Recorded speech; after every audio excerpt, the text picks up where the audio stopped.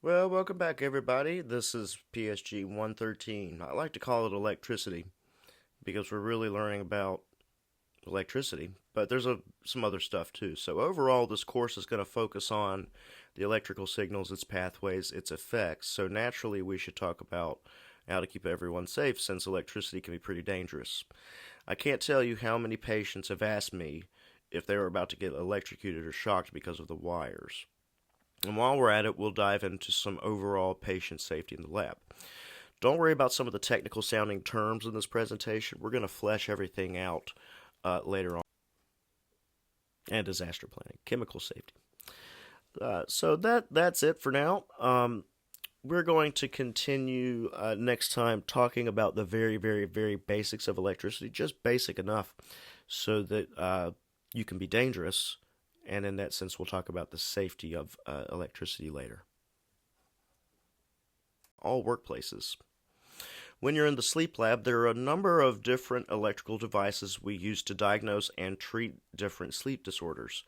Those include PAP devices, differential EEG amplifiers, oxygen concentrators, ancillary devices like capnography, external pulse oxes, and many other machines that use electricity in order for them to work. All equipment should be properly grounded to the building's main electrical ground. This means that all the electrical sockets in the lab and the whole building should all connect to one single ground in the main electrical panel. Back when the building was being constructed, the electricians dig a big hole and they put a big metal pole deep into the ground and attach a cable to it and connect that to the electrical panel, creating a single ground for the whole building. This ground prevents a lot of different electrical hazards from occurring. Electrical plugs that have the third extra prong on the bottom are grounded. I can think of a few instances where a building might have two grounds, like for instance if there was an addition that the building had made and there were two separate electrical panels. But as a straight up sleep technologist, you should not have to worry about these kinds of things. All this is set up in advance to make sure these things don't happen. You still need to know about it in case you are faced with using generators or other power sources. The single ground in the building is called a common ground. You should check all electrical wires that connect to power outlets for metal exposure before you use them, just in case. Most likely you will not be installing the electrical outlets for your lab. However, you may need to replace them if you're able. Doing things like that the correct way can save the lab a lot of money when you fix things yourself. Typically, professional electricians install outlets according to building code and must have proper covers when indicated. There are professional electricians whose job it is just to check every single piece of equipment in the sleep lab that transmits or receives electrical current, from amplifiers to the headboxes, even to the side table lamp. This occurs annually, and the electrician keeps a log of each item, and each item gets a sticker with approval, the date, and the expiration. The sleep technologist is responsible for maintaining and checking their own electrodes for problems regularly. Every substance in the sleep lab, from 1020 paste to new prep gel to collodion, acetone, and alcohol, all get something called an MSDS, a material safety data sheet. These sheets are to educate users about the potential dangers surrounding the chemicals and ensures proper handling and disposal. This is an example of an MSDS sheet. It's very organized and they all look the same, so it's easy to look right for one place. If you needed the fire, well, there it is right there.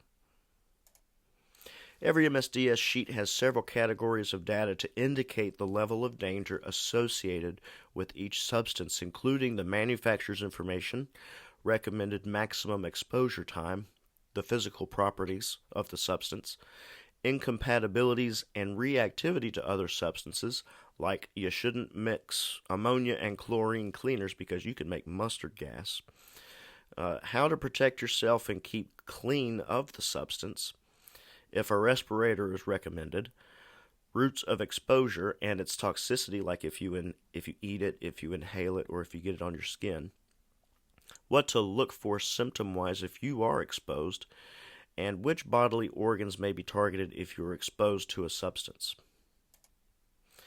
Think about some of the patients you will be dealing with in the sleep lab. A lot of them will be sick and or very old and prone to falling. There are several precautions you should use to prevent falls from happening. You should assist older patients and those who have trouble walking, either with handrails in the hallways or with a wheelchair provided by the lab. Remove items that may obstruct walkways that are decorative, or things like chairs. Safety lights should be used to help patients get to the bathroom in dimly lit rooms. When a patient is thought to act out their dreams and ambulate while asleep, or the patient is a child, bed rails should be used to keep them from falling out of the bed. Also, as a technologist, you may be called upon to lift things from the floor. Things don't even have to be heavy to hurt yourself. If you are lifting incorrectly, you will strain yourself. Back injuries account for about 25% of occupational injuries. Here's a table of do's and don'ts when lifting, bending, reaching, pulling, or pushing. This is good, but I would find a picture of a person squatting to pick something up, and then keeping their back and head upright as much as they can, and then using their legs to lift the object. That's a much easier way to do it, and it's not going to hurt you. You have to try, excuse it, but get your butt as low to the ground as you can. And doing that activates all of the leg muscles. You have enough leverage with those muscles that you can push yourself up with whatever you're carrying. Every sleep lab should have a written emergency action plan, not just in the policy and procedure manual, but readily accessible at a moment's notice. They should include emergency situations, but not limited to fire, tornadoes, hurricanes, floods, bomb threats, explosions, gas leaks, and medical emergencies. Disaster planning involves thinking about and considering what to do if a disaster occurs. This preparation is completed before the lab is open and continues to improve as each new disaster is included as they become known. All employees should know the plan and participate regularly in drills and training. A list of important and emergency responder phone numbers should be kept by the phone, including poison control, police, and fire services. Part of disaster planning includes letting the patient know about all the safety features. When they come into the lab for the first time, show them everything, including the exits and alternate pathways in case of different emergencies. There should be a designated meeting area to account for everyone, employees and patients, if an evacuation should happen. Fires and how to respond to them are a part of disaster planning. There are two good acronyms for how to deal with fires, and the first is RACE. This is what to do when there is a fire. R stands for rescue.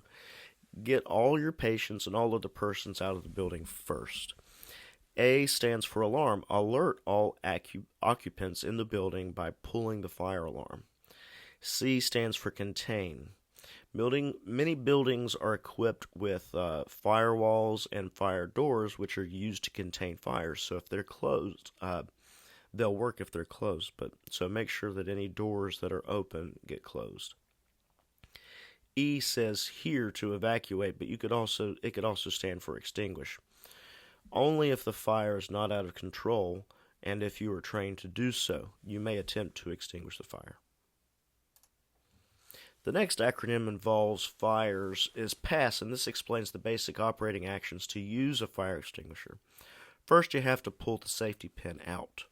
Then you can aim the nozzle at the base of the fire, squeeze the trigger, and sweep the extinguisher from side to side at the base of the fire. There are 4 classes of fire, and not each fire can be extinguished by just water or any ordinary extinguisher. Class A fires consist of ordinary combustibles, such as wood, paper, or cloth, and can be put out with water.